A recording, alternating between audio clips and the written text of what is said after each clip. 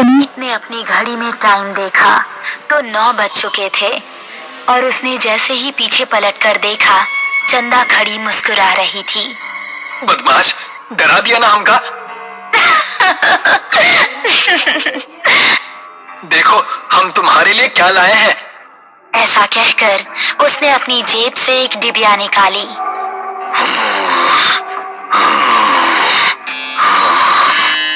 तभी उन दोनों को किसी के सांस लेने की भयानक आवाज सुनाई दी। कौन है? ठीक सामने बरगद के पेड़ के नीचे उनको किसी आदमी का अक्स नजर आया। कौन है? सामने आओ। ये सुनकर भी वो आदमी सामने नहीं आया और जोर जोर से सांस लेने लगा। अभी देखते हैं कौन ससुरा है। ये कहकर पुनीत उसके पास जाने लगा। जैसे ही पुनीत उसके पास पहुंचा, उसने भी 2 कदम आगे बढ़ाकर पुनीत का गला पकड़ लिया। उसको देखकर पुनीत और चंदा दोनों का दिल दहल गया।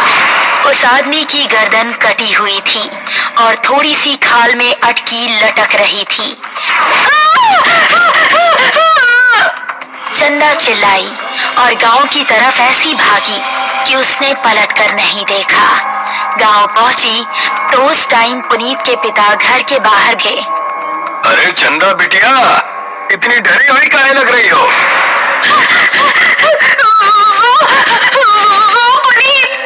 चंदा ने हाफते हुए उनको पूरी कहानी सुनाई। पुनीत के पिता ने अपने साथ कुछ आदमियों को लिया और चंदा उन सभी को लेकर उसी जगह पर पहुंच गई। यही जगह थी वो जहां उसने पुनीत को पकड़ा था। उन लोगों ने इधर उधर नजरें घुमाई तो कोई आसपास नजर नहीं आया। तभी चंदा की गर्दन पर ऊपर से कुछ टपका। उसने हाथ लगाकर देखा तो वो खून था। पेड़ की डाली के ऊपर पुनीत की बिना गर्दन की लाश टंगी हुई थी और उससे खून टपक टपक कर नीचे गिर रहा था। शहर से दूर एक छोटा सा गांव सरूपुर। रात के समय सभी अपने अपने घरों में आराम कर रहे थे। बाबूजी, हम जरा अपने दोस्त महेश से मिलकर आ रहे हैं। उसकी तबीयत जरा ठीक नहीं है ना? ठीक है, लेकिन जल्दी आना। जी बाबूजी। ऐसा कहकर वो खुश होता हुआ घर से निकल गया। आज तो सारे दोस्त मिलकर मस्त पार्टी करेंगे, मजा आ जाएगा। जंगल का रास्ता पकड़ लेता हूँ, जल्दी पहुँच जाऊंगा। अभी वो जंगल में आगे बढ़ ही रहा था कि पीछे से उसको आवाज आई। अकेले ही पार्टी करने जा रहे हो? हमको साथ लेकर नहीं चलना है क्या? अरे अर्पणा और दिव्या, तुम दोनों क्यों हर बार हमारे पीछे पड़ जाती हो? हमको साथ लेकर चलते हो कि बोले अभी तुम्हारे बाबूजी से? अरे नहीं नहीं मेरी माँ, चलो मेरे साथ। थोड़ी देर चलने के बाद वो तीनों एक जगह पहुंचे जहां रामू और महेश बैठे हुए थे। अबे ये क्या, तू फिर से लड़कियों को साथ ले आया? क्या करता है यार, हर बार की तरह इस बार भी धमकाने लगी थी दोनों। अब क्या करें, हम दोनों को भी अब पार्टी की आदत पड़ गई है। चलो थोड़ी सी शराब पी ली जाए। उसने पास ही रखी बोतल खोली और गिलासों में शराब पलटने लगा।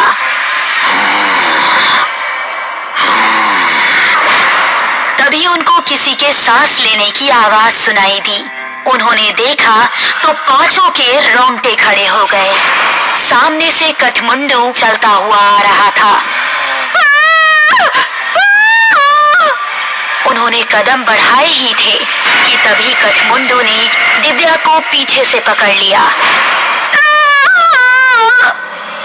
उसने दिव्या को इतनी जोर से कसा कि उसके मुंह से खून निकल गया। बाकी चारों अब बेहद डर गए और वहां से भाग निकले।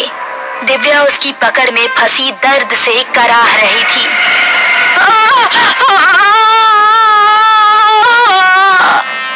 उसने दिव्या को जमीन पर धक्का दिया और उसके ऊपर आ गया।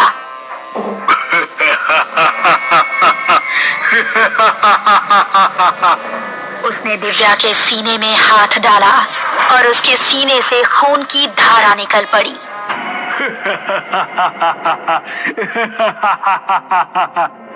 बाकी चारों इतना डर चुके थे कि उनको खबर भी नहीं थी कि वो किस दिशा में भाग रहे हैं।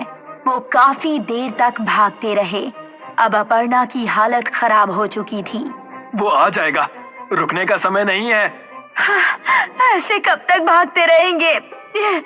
हम जा कहाँ रहे हैं, कोई बताएगा? हम रास्ता भूल चुके हैं, हमें नहीं पता कि गांव किस तरफ है।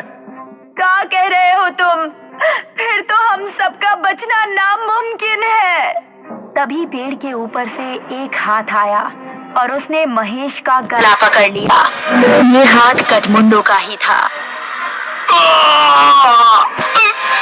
राकेश ने महेश का पैर पकड़कर उसे बचाना चाहा, लेकिन कठमुंडू ने उसको पूरी तरह से ऊपर खींच लिया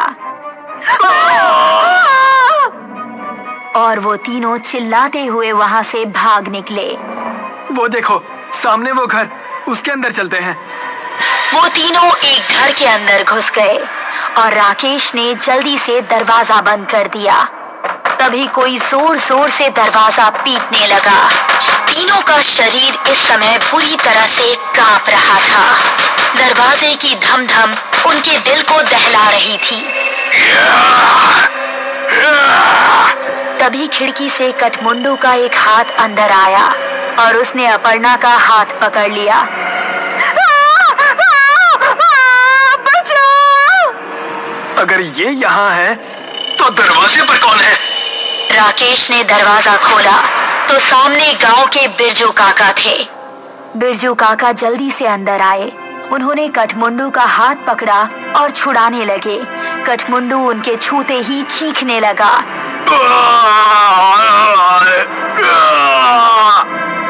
वो चीखता चिल्लाता हुआ वहां से भाग गया। तुम ठीक तो हो अर्पणा? मैं ठीक हूँ, शुक्रिया बिरजू काका। तुम लोग यहाँ करने क्या आए थे, वो भी इस समय? हमसे गलती हो गई बिरजू काका, लेकिन ये कौन है और आपको देखते ही वो भाग कैसे गया? ये कठमुंडू है। ये सुनकर वो तीनों एक दूसरे का मुंह देखने लगे। बहुत सालों पहले हमारे गांव में एक डाकू पल्लव सिंह का बड़ा खौफ था। गांव में एक बूढ़ी औरत रहती थी जिसका एक ही बेटा था। उसने धूमधाम से अपने बेटे की शादी की। शादी के अगले ही दिन डाकू पल्लव सिंह ने हमला बोल दिया। उसने पति और पत्नी दोनों को मार डाला और सारे गहने लूट लिए। अपने बेटे और बहू को मरता देख बुढ़िया तड़प उठी। पल्लव सिंह, जिस सोने के लिए तूने मेरा परिवार उजाड़ दिया, यही सोना तेरे लिए अभिशाप बन जाएगा। तू कभी नहीं मरेगा, सिर्फ भटकता रहेगा और इस सोने से हमेशा दूर भागेगा। ये सुनते ही पल्लव सिंह हंसता हुआ वहां से चला गया। कुछ दिन बाद पल्लव सिंह के ही एक आदमी ने उस पर हमला कर दिया। वो उसकी जगह सरदार बनना चाहता था, लेकिन पल्लव सिंह तलवार के हमले से भी नहीं मरा। उसकी गर्दन आधी ही कटी और थोड़ी सी खाल में अटक कर रह गई। उसने अपने सभी साथियों को मार गिराया। उसने अपनी उंगलियों में जितनी भी सोने की अंगूठियां पहनी थी वो गर्म होने लगी और उसके हाथ जलने लगे। बुढ़िया का श्राप अब शुरू हो गया था। उसने सभी अंगूठियां उतार फेंकी और जंगल में भाग गया। तब से अब तक वो जंगल में ही रहता है। मेरे छूने से वो इसलिए भाग गया क्योंकि मेरे हाथ में ये सोने का कड़ा है। ये कहानी सुनकर वो तीनों हैरान रह गए। चलो यहाँ से निकलो, वो फिर से आ सकता है। बिरजू काका को रास्ता पता था, इसलिए वो तीनों उनके पीछे पीछे जा रहे थे। जब वो जंगल की सरहद पर आ पहुंचे थे, तभी कठमुंडू वहां आ गया।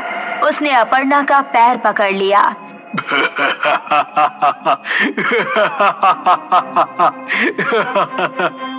तभी राकेश ने बिरजू काका के गले पर नजर डाली। उनके गले में एक सोने की चेन भी थी। उसने चेन को उनके गले से उतारी और कठमुंडू की टूटी हुई गर्दन में डाल दी। उसने चेन को गले से उतारने के लिए जैसे ही छुआ तो उसके हाथ भी जलने लगे।